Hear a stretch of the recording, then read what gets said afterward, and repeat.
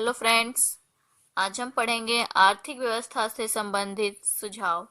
जैसा कि हमारा टॉपिक चल रहा है हंटर आयोग या हंटर कमीशन।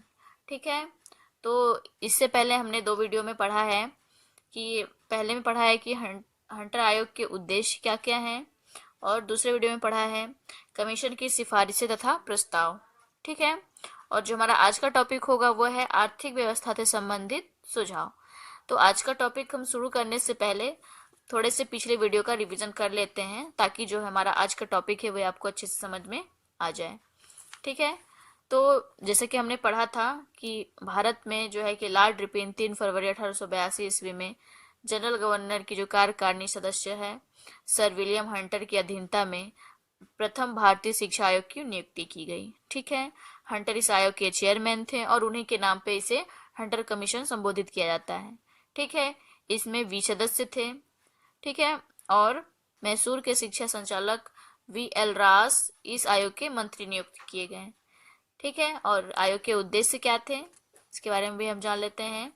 लॉर्ड रिपन 1854 ईस्वी के उस घोषणा पत्र का समर्थक था, जो 1854 ईस्वी में जो वुड का घोषणा पत्र था उसके समर्थक थे लॉर्ड रिपन। ठीक है, और उसी के अनुसार चलकर वे शिक्षा में परिवर्तन नहीं करना चाहते थे। जो वुड का घोषणा पत्र था उसके अनुसार जो लॉर्ड रिपन है वे शिक्षा में परिवर्तन नहीं चाहते थे। उन्होंने प्राथमिक शिक्षा के जांच को विषय बनाया। ठीक है, जो प्राथमिक शिक्षा था उसके जो है कि लॉर्ड रिपन ने जांच का विषय बनाया और विशेष रूप से इस पर ध्यान दिया। ठीक है, और प्राथमिक शिक्षा को जो है कि अनिवार्य कर दिया, और 1880 ईस्वी में प्राथमिक शिक्षा अधिनियम पास हो चुका था। ठीक है, और जो है कि हंटर कमीशन में कुछ बातें ऐसी थी जिनको कि जांच करने के लिए कहा गया। ठीक है, तो ये सब हमने जो है कि पिछले वीडियो में बताया है, आप वहां से जाके देख सकते हैं। मैं आपको बस ऐसे ही एक बार इसका रिवीजन करा दे रही हूँ।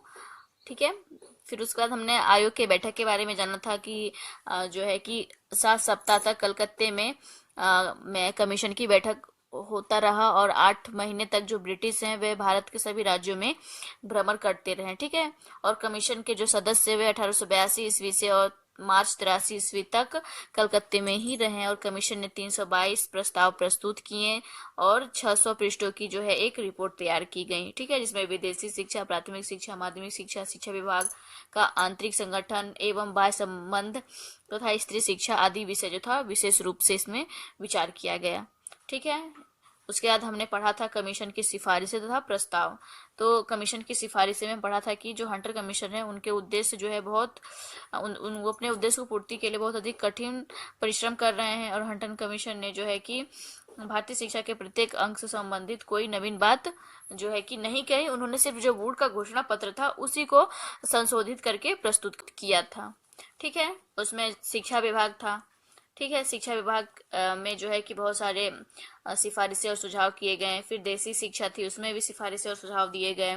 फिर प्राथमिक शिक्षा था, जो कि जान रहे हैं कि जो हंटर कमीशन है वो प्राथमिक शिक्षा जो है कि उसका मुख्य बिंदु था। प्राथमिक शिक्षा पर कुछ सुझाव और सिफारिश भी किए गए। ठीक है, फिर हमने संगठन के बारे में बात किया कि जो कमीशन ने सारा प्रबंध जिला तथा म्युनिसिपल बोर्डों को सौंप दिया। ठीक है, और इसका जो स्थानीय बोर्ड का जो निर्माण था वो लॉर्ड रिपन ने काउंटिंग काउंसिल ऑफ इंग्लैंड के आधार पर कराया था। ठीक है, और जो इन स्थानीय संस्थाओं को यह संदेश दिया गया कि वे प्राथमिक शिक्षा का समस्त उत्तरदायित्व अपने ऊपर लेंगी और ठीक प्रकार से निभाएंगी। पाठ्यक्रम में भी यह कहा गया कि जो पाठ्यक्रम है वह राज्य के सुविधानुसार उसमें विषय जो है कि निर्धारित किए जाएंगे, इसका छूट दिया गया। लेकिन जो व्यवहारिक विषय हैं जैसे भौतिक विज्ञान, कृषि, चिकित्सा, वही खाता, क्षेत्रमिति आदि कुछ ऐसे विषय हैं जो जीवन में जो है उपयोगी हैं, तो उन सब विषय को अनिवार्य रूप से सम्मिलित करने को कहा गया। ठीक है, तो ये था हमारा पिछले का जो कि हमने पढ़ा है, और आज का हम टॉपिक शुरू करते हैं। तो आज का टॉपिक हमारा है आर्थिक व्यवस्था से संबंधित सुझाव। ठीक है, तो आर्थिक व्यवस्था मतलब आर्थिक शब्द से ऐसा लग रहा है कि यहाँ पे धन के बारे में बात किया जाएगा। ठीक है, कि किस प्रकार इसको व्यवस्थित रूप से इसमें लगाया जाए या प्रयोग किया जाए। ठीक है, तो आइए स्टार्ट करते हैं। स्थानीय संस्थाओं को प्राथमिक शिक्षा के लिए एक निश्चित धनराशि अलग रख देनी चाहिए। ठीक है, तो जैसा कि हमने पिछले बार वीडियो में पढ़ा था कि जो इसमें जो है हंटर कमीशन में प्राथमिक शिक्षा को अधिक जो है कि प्राथमिक शिक्षा पर अधिक बल दिया गया है। ठीक है, और जो इसके जांच का मुख्य विषय है वो भी प्राथमिक शिक्षा था। तो ठीक है, तो इसमें कहा गया है कि जो प्राथमिक शिक्षा है उसके लिए निश्चित धनराशि अलग रख देनी चाहिए। जो प्राथमिक शिक्षा है उसके लिए जो धनराशि उसको अलग रख देनी चाहिए। प्रांतीय सरकार को इस दिशा में सहायता देनी चाहिए, और जो मतलब जो राज्य सरकार है उसे भी इस दिशा में जो है कि सहायता देनी चाहिए। प्राथमिक विद्यालयों के कोष पृथक पृथक कर दिए जाए।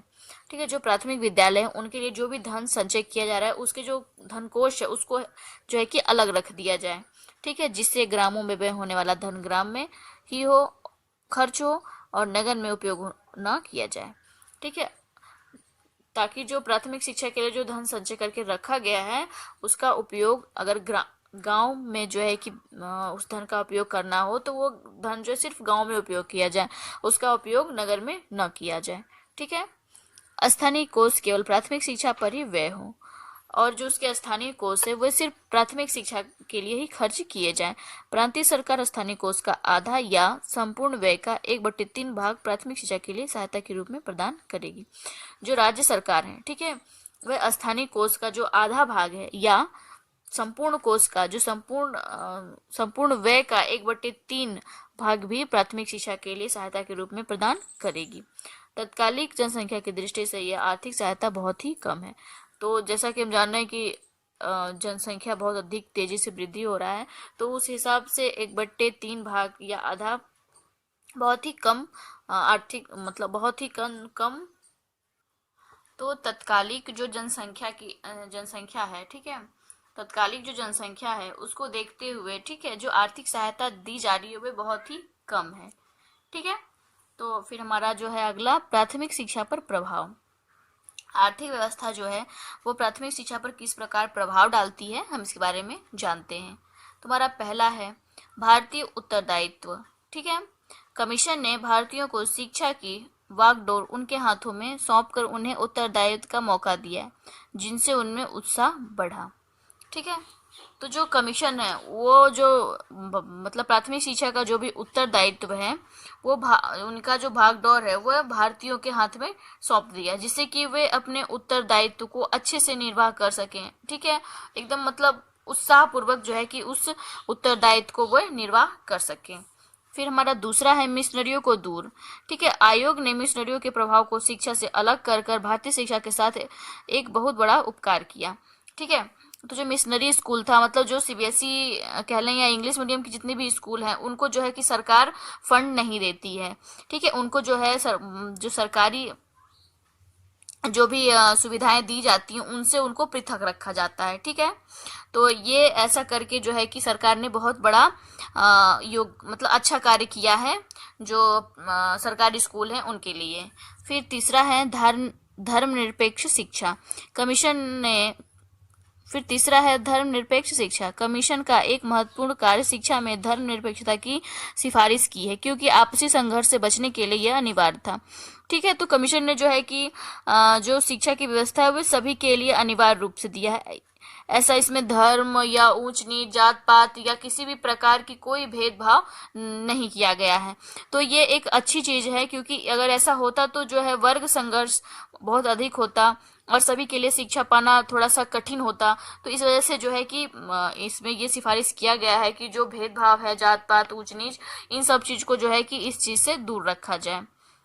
ठीक है, शिक्षा सभी के लिए अनिवार्य कर दिया गया था। फिर चौथा है औद्योगिक शिक्षा का समावेशन। हायर सेकेंडरी कक्षाओं में औद्योगिक विषयों को स्थान देकर कमीशन ने इस शिक्षा को अग्रसरित किया जो भारतीय के लिए उपयोगी था। ठीक है, तो जो हायर सेकेंडरी स्कूल थे, ठीक है, उसमें औद्योगिक विषयों को भी डाला गया, ताकि जो बालक या बच्चे जो भी प्राथमिक शिक्षा ग्रहण कर रहे हैं उनके साथ उनको उद्योग के लिए जो है कि विषय भी डाले गए, ताकि वो शिक्षा के साथ साथ कुछ मतलब कार्य को भी सीख पाए, ताकि वे अपने जीवन यापन करने में सक्षम हो पाए। ठीक है, ताकि उनका जीवन यापन अच्छे तरीके से हो पाए।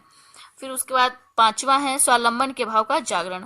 अंगगणित, कृषि, ज्यामिति तथा औद्योगिक शिक्षा के सुझाव के माध्यम से भारतीयों को स्वावलंबी बनने का भविष्य में भाग खुला। तो जैसा कि हमने पढ़ा है कि स्वावलंबी, तो जब वो शिक्षा ग्रहण करेंगे और उसके साथ साथ वे जो है कि औद्योगिक विषयों के बारे में जो शिक्षा ग्रहण करेंगे, तो उससे क्या होगा, वे जो है कि स्वयं का जीवन यापन करने में सक्षम होंगे। इससे उनके स्वावलंबन का विकास होगा, आत्मनिर्भर बनेंगे, ठीक है, जिससे कि उनके भविष्य में किसी प्रकार की समस्या नहीं होगी। फिर अगला है कुछ कमियां। ठीक है, तो ये जो है कि प्राथमिक शिक्षा पर प्रभाव पड़ा और कुछ कमियां भी हैं इसमें। इस कमीशन में कुछ कमियां भी विद्यमान हैं। ठीक है, तो जो ये कमीशन बना इसमें कुछ कमियां भी विद्यमान है। सरकार ने शिक्षा को स्थानीय संस्थाओं को सौंप दिया। ठीक है, जो सरकार है वो क्या है, जो संस्थाएं हैं, शिक्षण की संस्थाएं हैं, वे जो स्थानीय संस्थाएं हैं उनको सौंप दिया और उन्हें स्वायत्तता दे दी, जिससे अध्यापक इन स्थानीय संस्थाओं के सदस्य की चापलूसी और जी हजूरी के लिए विवश हो गए। ठीक है, तो जैसा कि हम जानते हैं कि कुछ कॉलेज जो है ऑटोनमस होते हैं। ठीक है, उनके मतलब वो खुद ही उस मतलब विद्यालय का चाहे एग्जाम पेपर हो, एडमिशन का जो भी रूल रेगुलेशन हो, ठीक है, मतलब हर तौर तरीका जो होता है उनके खुद का होता है, वो कहीं से जो है कि रिलेटेड नहीं होता है। जो ऑटोनॉमस कॉलेज वगैरह होते हैं तो उनके लिए कहा जा रहा है। तो उसमें क्या होते हैं, जो शिक्षक होते हैं वे जो उससे उच्च शिक्षक होते हैं या जो ऊंचे पद पे होते हैं उनके अधीन हो जाते हैं, उनकी चापलूसी करनी पड़ती है, ताकि क्योंकि इस कॉलेज में जो भी पद नियुक्त किए जाते हैं तो वहाँ के जो हेड होते हैं उनके द्वारा नियुक्त किए जाते हैं। तो अगर वे उनकी चापलूसी नहीं करेंगी तो हो सकता है वे उनको स्कूल से निकाल दें। तो जिस वजह से जो है कि जो शिक्षक होते हैं वे अपने से बड़े अध्यापक का जो है कि चापलूसी करने के लिए विवश हो जाते हैं। साथ ही व्यक्तिगत प्रयासों में शुल्क की कमी की घोषणा ने प्रतिद्वंद्विता ला दी और सरकार की पलायनवादी नीति शिक्षा के प्रचार और प्रसार में बाधक सिद्ध हुई।